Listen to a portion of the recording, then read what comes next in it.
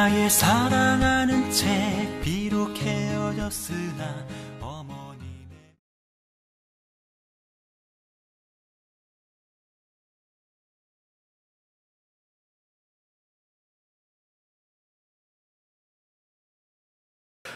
오늘은 제가 여러분들에게 정말 놀라운 사실 하나를 말씀드리겠습니다. 여러분, 그 성경에 나오는 그 신의 산, 그 신의 산이 우리나라에 있다는 사실을 아십니까? 뭔 소리야 또 그건 당연히 몰랐겠죠, 그렇죠? 그러니까는 모세가 십계명을 받았고 하나님의 산이라고 불리는 신의 산이 정말 놀랍게도 우리나라 대한민국에 있다는 것입니다. 우리나라 대한민국에 그럼 어떤 산을 말할까요? 놀라지 마십시오. 그 산은 바로 서울에 있는 청계산입니다. 정말 그런가? 또 그렇게 생각하시는 분도 있을라. 자, 이 얘기는요, 신천지 이단의 교주 이만희가 한 얘기입니다. 그렇게 주장하는 이유가 정말 놀랍습니다. 청계산의 이 계자는 한자어로 신의 계자입니다. 신의 계자. 그래서 청계산이 원래 신의 산이었다는 황당한 주장을 합니다. 이렇게 억지로 갖다 붙이는 이유가 있습니다. 왜냐하면 신천지라는 이단의 발원지가 청계산이기 때문입니다. 그래서 청계산이 바로 구약 성경에 나오는 신의 산이다라고 우기는 것입니다. 그를 따르는 자들에게 선민의식을 심어주려고 이런 터무니없는 주장을 합니다. 만약 정말 그렇다면 이스라엘 백성들은 출애굽해서 아시아 대륙을 가로질러서 우리나라까지 와서 십계명을 받고 그것도 60일 만에 그러고 다시 팔레스타인 지역으로 돌아갔다는 말도 안 되는 이야기가 되는 거죠. 더 웃기는 건요, 정말 웃기는 건 뭐냐면은 이 신의 산의 본래 발음은 시나이 산입니다. 근데 이집트의 그 시나이 반도에 있는 산이라 그래서 시나이 산이라고 그럽니다. 그런데 우리 한글 성경에서는 그냥 신의 산이라고 표현했습니다. 그러니까는 우리 한글의 그 물이 흐르는 그 시냇가를 의미하는 그 시내가 아닙니다. 그걸 가지고 신의 산의 신의 산을 청계산이라고 우기고 그 계자가 물이 흐르는 신의 계자이기 때문에 신의 산은 청계산이다. 그걸 또 듣는 사람들은 남모를 그 성경에 정말로 깊은 진리에 통달했다 그러면서 감탄합니다. 정말 누구도 모를 지식입니다. 어떻게 그런 걸 알았을까 모르겠어요. 이단들에게는요, 이러한 엉터리 해석이 너무나도 만연되어 있습니다. 왜냐하면은 자신들의 그 거짓 교리를 짜 맞추기 위해서 소위 영적인 해석이다 그러면서 자기 멋대로 성경을 막 해석합니다. 그것을 우리가 잘 분별할 수 있어야 할 것입니다. 성경을 아전인수격으로 해석해서 그냥 아무렇게나 자기 좋은 대로 짜 맞춥니다. 그것만 보면은 이렇게 앞뒤가 맞는 것 같고 그럴듯해 보이지만 전체적인 성경과 맞춰 보면은 전혀 맞지 않는 내용들입니다. 또 그런가 하면요, 이렇게 성경을 자의적으로 너무 그렇게 찾는 사람들이 있는가 하면은 또 너무 분석적으로 해석적으로 성경을 읽는 사람들이 있습니다. 이게 정말 사실인가? 근거가 있는가? 어떠한 역사적 증거가 있는가? 참 물론 구체적인 분명한 사실, 팩트를 체크하는 것도 참 중요하겠지만은 여러분, 사실 성경은 어떤 역사적인 지식이나 학문적인 지식을 가르치기 위한 책이 아닙니다. 그래서 지난 주일에도 말씀드린 대로 성경은 따지면서 읽는 책이 아닙니다. 이게 사실인가 아닌가? 어떻게 이럴 수가 있는가? 그렇게 읽어서는 안 됩니다. 어려서 처음 성경을 흥미를 갖고 읽기 시작할 때 제일 궁금한 점이 이것이었습니다. 아담과 하와가 가인과 아벨을 낳고 가인은 아벨을 죽였고 그래서 하나님은 또 셋을 낳게 하셨는데 그럼 도대체 가인하고 셋은 누구하고 결혼했을까? 여기에 대해서 막 이런저런 대답이 있습니다. 알아보니까는 아담과 하와가 아들만 낳은 것이 아니라 딸들도 낳았고 그 딸들과 결혼했다라고 하는 것이죠. 성경에는 이름이 안 나와 있지만 또 아담과 하와 이외에도 다른 사람들도 있었는데 성경에는 특별히 아담과 하와를 에덴 동산에 두었다가 쫓겨났다라고 하는 등등 많은 설명들이 있습니다. 그러나 어느 것 하나 정확하게 해소되어지진 않습니다. 자, 중요한 것은 이런 가인과 아벨의 이야기, 그리고 이 셋의 이야기는 인류의 족보를 말해주고자 하는 이야기가 절대로 아닙니다. 타락으로 말미암아 이제 자기 동생까지도 죽이는 인간의 사악함을 고발하고자 하는 이야기입니다. 그래서 우리 인간이 얼마나 타락한 존재가 되었는지를 깨닫고 하나님을 믿는 구원의 길로 나와야 함을 말해주는 것입니다. 성경을 읽을 때 우리는 바로 이 사실을 읽어야 하는 것입니다. 그런데 엉뚱하게 도대체 가인은 누구하고 결혼한 거야? 셋은 누구랑 결혼한 거야? 그런 생각에만 빠져 있어서는 안 된다라고 하는 것이죠. 사도 바울은 디모데에게 그래서 이렇게 말합니다. 또 어려서부터 성경을 알았나니 성경은 능히 너로 하여금 그리스도 예수 안에 있는 믿음으로 말미암아 구원에 이르는 지혜가 있게 하느니라. 자, 성경은 여러분 다른 책이 아닙니다. 성경은 구원에 이르는 지혜를 알려주기 위한 책입니다. 세상의 역사, 인간의 지식을 알려주고자 하는 책이 아닙니다. 그래서 우리는 성경에 빠져서 읽어야 하는 것입니다. 성경에 빠져서 그 속에서 하나님의 마음을 읽어내야 하고 하나님의 구원 섭리를 깨달아야 합니다. 구원의 지혜를 얻고자 우리는 성경을 읽는 것입니다. 자, 오늘 본문을 한번 보시기 바랍니다. 하나님이 동방의 에덴에 동산을 창설하시고 사람을 그곳에 두셨다라고 말씀하고 있습니다. 또 그럼 사람들은 그럽니다. 동방의 에덴은 어딜까? 또 궁금해합니다. 어떤 사람들은 놀랍게도 또 대한민국이라고 그럽니다. 소위 쇼비니즘에 빠진 사람들, 맹목적이고 광신주의적인 애국주의에 빠진 사람들이 동방은 동쪽 끝이니까는 우리 대한민국이야. 그렇게 말해서 뭔가 우리 민족이, 우리나라가 좀 특별한 나라고 특별한 민족이다라고 말하고 싶어하는 사람들입니다. 그래서 또 말하기를 그 사람들은 우리나라가 이스라엘의 12지파 가운데 하나인 단 지파의 후예이다, 그렇게 주장하고 싶어합니다. 왜냐하면 사사기 말씀해 보시면 단 지파가 자신들이 받은 기업을 버리고 이주를 합니다. 그리고 그 가운데 일부가 우리나라 한반도까지 와서 나라를 건국했고, 그래서 그 한반도의 나라를 건국한 사람의 이름이 단지파의 단군이다, 그렇게 말하는. 그러니까 이단이나 이 사람들이나 별로 다를 바가 없습니다. 자기 좋은 대로 성경을 각색합니다. 모두가 잘못된 성경 읽기입니다. 많은 사람들이 오늘 본문을 보면서 실제 에덴이 있었던 곳이 어디일까에 관심을 기울입니다. 어떤 사람은 메소포타미아 지역의 유프라테스 강 뉴욕이라고 주장합니다. 왜냐하면 오늘 본문 뒤에 2장 14절에 보시면 에덴에서 흘러나오는 네 강 중에 하나가 유프라테스 강이다라고 분명히 말씀해 주기 때문입니다. 또 그런가 하면 어떤 학자들은 에덴은 예루살렘이라고 말합니다. 역시 본문 뒤에 13절에 보시면 기혼강이 언급되는데, 이 기혼이라는 지명은 어떤 세계 어느 곳에도 나와 있지 않은 지명이기 때문입니다. 오직 예루살렘에 기혼샘이라고 하는 동일한 지명이 있기 때문에 그렇습니다. 그래서 어떤 학자들은 예루살렘이 원래 에덴 동산이 있던 곳이다, 그렇게 말하는 것이죠. 오늘도 공부 많이 하시죠? 역시 우리 목사님은 성경 지식이 탁월하구나, 그렇게 생각하시면 됩니다. 자, 그런데 에덴의 위치가 메소포타미아 지역이든 예루살렘이었든 정말로 황당하게 우리 대한민국이었든 그것은 하나도 중요한 것이 아닙니다. 왜냐하면 어디 있었느냐라고 하는 장소는 아무런 의미가 없기 때문에 그렇습니다. 에덴이라고 하는 의미는 장소적인 의미라기보다는 사랑, 생명, 기쁨, 평화라고 하는 영적인 개념이기 때문입니다. 다시 말해서 그곳이 어디인지 몰라도 구원과는 아무런 상관이 없다는 것입니다. 그래서 오늘 본문의 다음 구절이 중요합니다.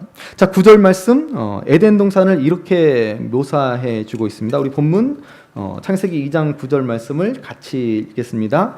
여호와 하나님이 그 땅에서 보기에 아름답고 먹기에 좋은 나무가 나게 하시니 동산 가운데에는 생명나무와 선악을 알게 하는 나무도 있더라. 자, 여기 에덴을 묘사하는 이 말씀이 중요합니다. 왜 에덴을 이렇게 지으셨을까?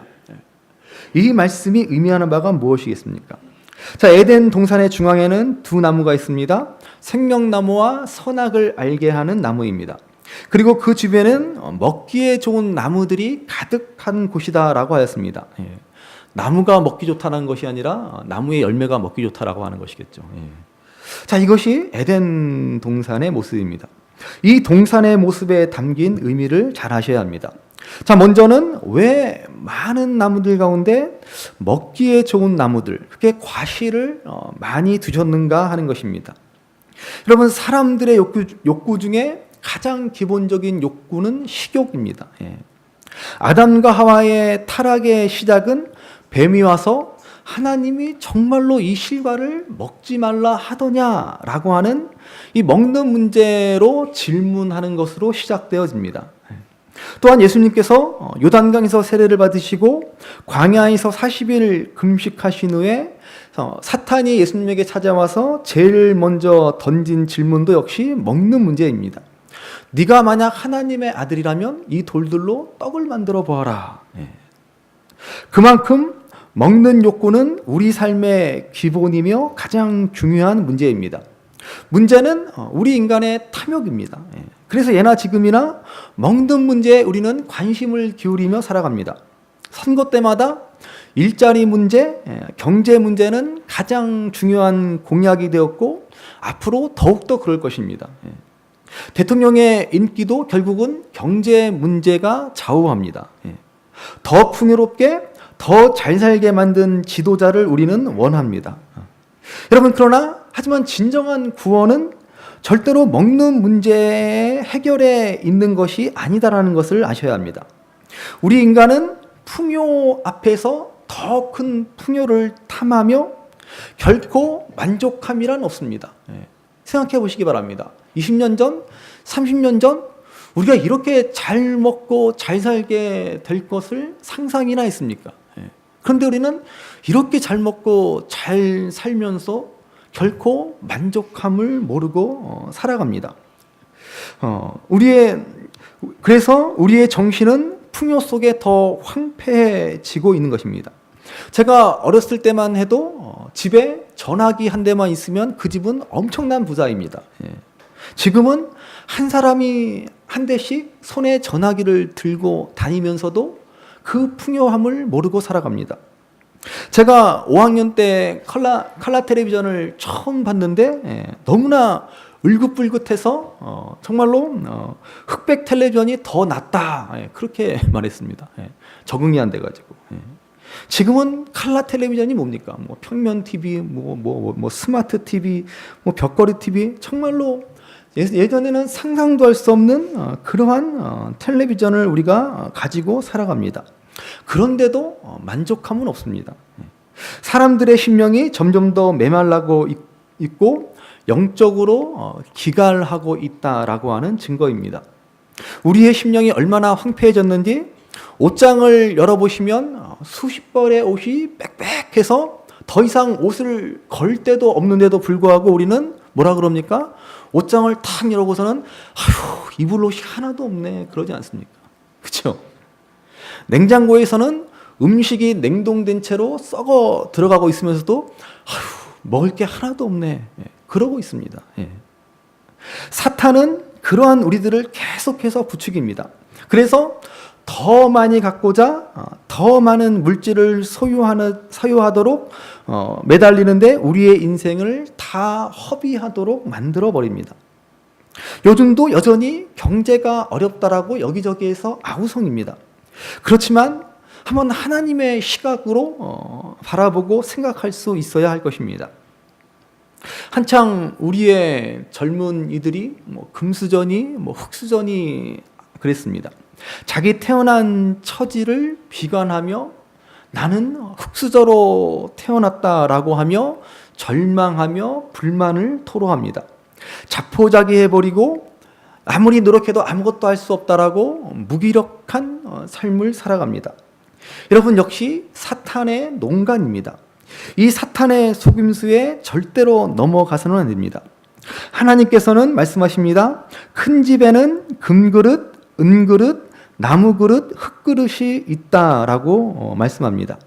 자, 그 많은 그릇 중에 귀하게 쓰임받는 그릇은 어떤 그릇입니까? 금그릇도 은그릇도 아닙니다. 깨끗한 그릇입니다. 이 말씀을 명심하시기 바랍니다. 은그릇 보고 금그릇이 되어야 된다라고 말씀하시지 않습니다. 흙그릇 보고 질그릇 보고 너는 쓰지 못한다라고 하시지도 않습니다. 다만 어떤 그릇이든 간에 깨끗한 그릇이 존귀하게 쓰임받는다라고 하는 것입니다. 우리 사람이 보기에는, 우리 인간의 타락한 눈으로 보기에는 금그릇이고 은그릇이고 금수저고 흙수저일 뿐이지, 하나님 보시기에는 각각의 다양한 모습으로 각각의 은사와 재능을 가지고 하나님의 성품 가운데, 하나님의 형상 가운데 지음받은 존재들이 바로 우리들입니다.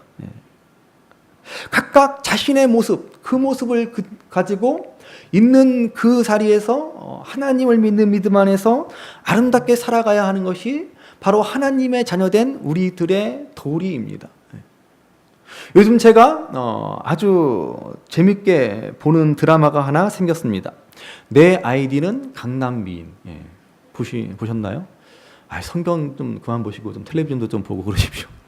내 아이디는 강남미인. 제가 그걸 보면서 눈물을 흘렸습니다. 이 주인공이 외모가 별로여서 어렸을 때 소외되고 막 그 위축되는 모습을 그려주는데 너무나 막 슬프더라고요. 막 그러면서 저도 반성하고 그러면서 그렇게 외모 지상주의에 빠져서 정말로 하나님이 우리 각자를 너무나 아름답게 지었는데 그걸 모르고 살아가는 오늘 우리들의 인생이지 않습니까? 우리는 하나님의 시각으로 세상을 바라볼 줄 알아야 합니다. 예수님 당시의 유대인들은 로마의 식민지로서 너무나 가난하고 비참한 삶을 살았습니다. 하루 3끼를 먹는 사람은 아주 부자였고 대부분은 하루 2끼도 겨우 먹고 살았습니다. 그런데 예수님은 그들에게 놀라운 말씀을 하십니다.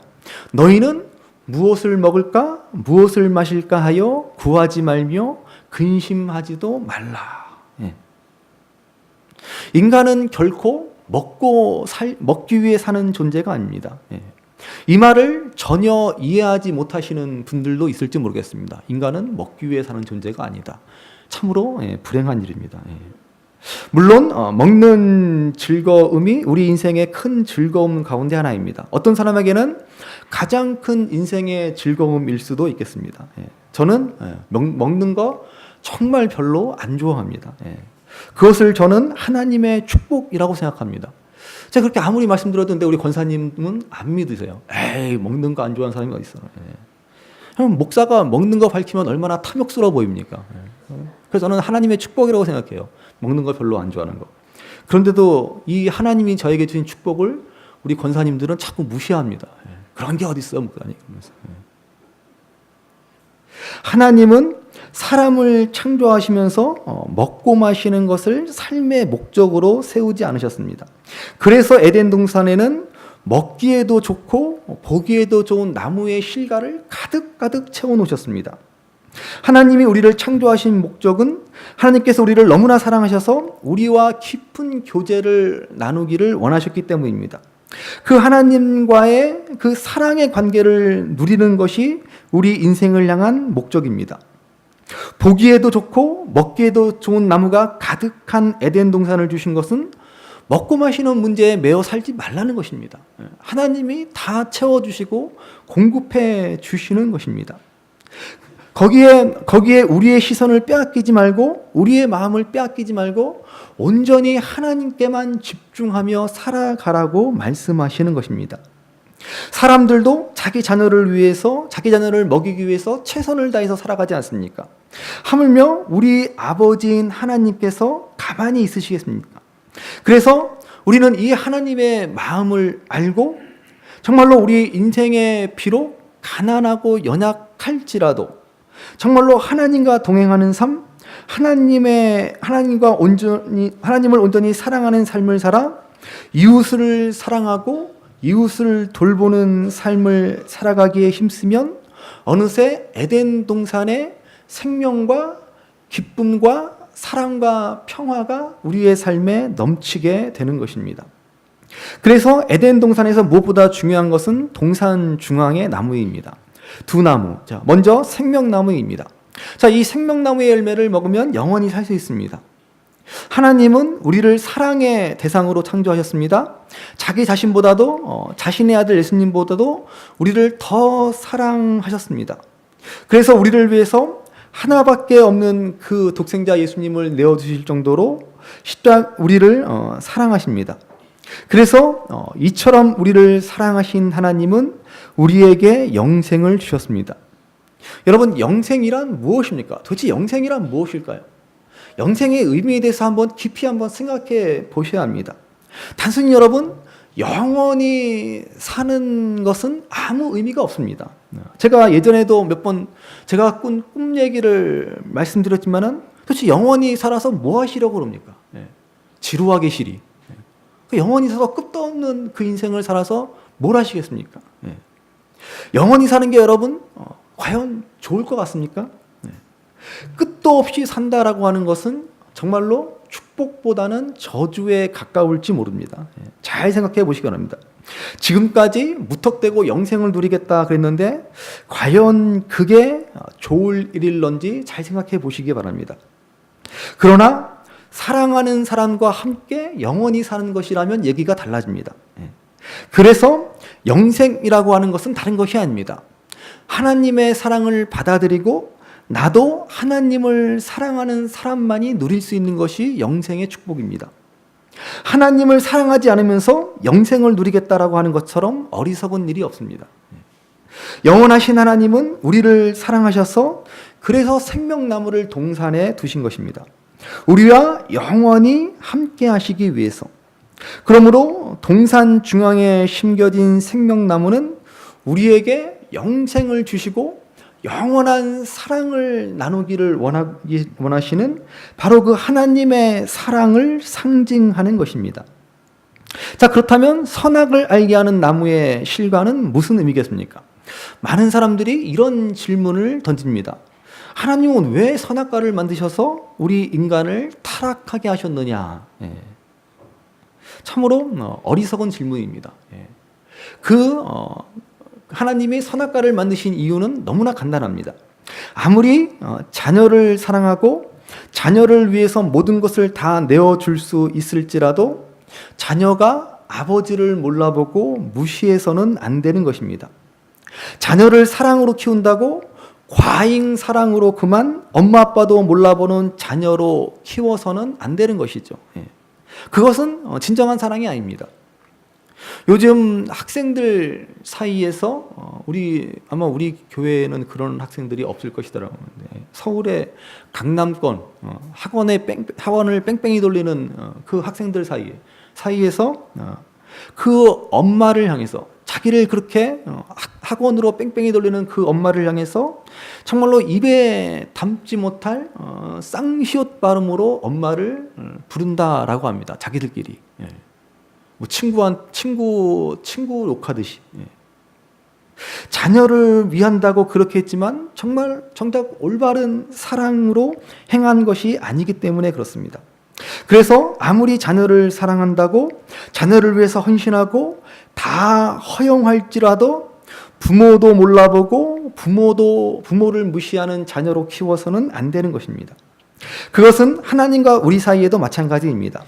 그래서 하나님은 선악과를 두셨습니다. 에덴 동산에서 모든 것을 하나님은 우리를 사랑해서 허락하셨습니다. 모든 것을 우리가 할 수 있습니다. 그러나 단 한 가지 선악과만은 먹어서는 안 됩니다. 우리가 아무리 하나님의 형상을 입은 하나님의 사랑받은 자녀일지라도 우리는 하나님의 피조물에 불과하다라는 사실을 기억해야 한다는 것입니다. 이는 하나님과 우리 사이에 가장 기본이 되는 질서이고 관계입니다. 아무리 하나님이 우리를 사랑하신다고 해도 이것이 깨어지면 그것이 바로 타락입니다. 그래서 선악을 알게 하는 나무를 드셔서 하나님과 우리 사이에 관계의 질서를 세우신 것입니다. 이것을 다른 말로 하나님의 공의라고 말하는 것입니다. 하나님의 공의, 하나님이 세우신 질서입니다. 에덴 동산에 이 두 나무가 서 있다라고 하는 것은 우리의 삶을 에덴 동산과 같이 사랑과 생명과 평화와 기쁨으로 가득 채우는 삶을 만들기 위해서는 하나님의 사랑과 하나님의 공의 안에 살아가야 한다는 이야기입니다. 먼저 하나님의 공의를 우리가 인정할 때 우리는 자연히 하나님의 사랑 안으로 들어갈 수 있습니다. 그런데 아담과 이브는 선악을 알게 하는 나무의 열매를 그만 따먹어 버렸습니다. 하나님의 공의를 무시해 버린 것입니다. 그러자 풍성한 열매를 맺는 나무들은 시들어 버리고 가시나무와 엉겅퀴로 뒤덮어 버립니다. 그리고 생명나무의 접근이 금지되어 버렸습니다. 이 말은 하나님의 공의를 무시할 때, 하나님과의 관계를 깨뜨려 버릴 때 하나님의 사랑으로 들어갈 수 없다라는 것을 의미합니다. 하나님의 공의는 너무나 분명하고 간결합니다. 도대체 하나님의 공의란 무엇이겠습니까? 구약에서 하나님의 공의를 가장 잘 설명해 주는 책은 신명기입니다. 그리고 신명기에서 가장 강조하는 하나님의 공의는 다른 것이 아니라 고아와 나그네와 과부를 대접하라는 것입니다. 이러한 말씀이 신명기에서 11번이나 반복되어집니다. 그만큼 중요하기 때문에 그렇습니다. 연약하고 힘없는 사람들을 돌아보는 것이 진정 하나님을 아버지로 인정하는 자녀된 모습이고 하나님의 사랑 안에 온전히 거하는 모습이라는 말입니다. 이것이 그리스도의 마음을 품은 자들의 모습인 것입니다. 우리 교회가 이름을 괜히 주마음교회다라고 지은 것이 아닙니다. 사실 처음에는 괜히 지었다 싶었습니다. 저는 사실 다른 하늘 정원인가 조금 이렇게 좀 그렇게 짓고 싶었는데, 그렇지만은 투표해서 그렇게 지어놓고 보니까 참 볼수록 잘 지은 이름입니다. 예수님의 마음으로 살아가는 것, 예수님의 마음으로 연약한 자들에게 사랑을 실천하는 것, 여러분 이것이 하나님의 공의를 실천하는 것이며 하나님의 사랑 안에 온전히 거하는 것이며 에덴 동산을 경험하며 살아가는 삶의 모습인 것입니다. 부자가 3대를 가기 힘들다라고 그럽니다. 그런데 만석군 경주 최씨 부잣집은 무려 12대를 부자로 이어왔습니다. 일제 때 인재 양성을 위해 전 재산을 헌납하고 조용히 물러난 아주 훌륭한 가문입니다. 경주 최씨 부잣집의 가훈은 이렇습니다. 진사 이상의 벼슬을 하지 말아라. 권력을 탐하지 말라는 것이죠. 재산은 만석 이상 지니지 마라. 너무 재산에 대한 과도한 욕심도 부리지 말라는 것입니다. 손님을 후하게 대접하라. 흉년에는 땅을 사지 말아라. 흉년에는 가난한 사람들이 먹을 것이 없으니까는 땅을 헐값에 내놓습니다. 그러니까 그러한 땅을 사는 것은 불의한 일이다라고 하는 것이죠. 사방 백리 안에 굶어 죽는 사람이 없게 하라. 하나님을 모르는 경주 최씨 일가들은 최씨 일가들이 그렇게 복을 누리게 된 것은 욕심을 부리지 않고 주변 사람들을 돌보고 대접하며 사랑을 실천했기 때문에 그렇습니다. 하나님께서 세상을 운행하는 영원한 법칙인 사랑과 공의를 거스르지 않고 살았기 때문입니다. 사랑과 공의의 삶을 살 때 에덴의 복이 임하게 됩니다. 사랑과 생명과 기쁨과 평화를 누리게 되는 것입니다.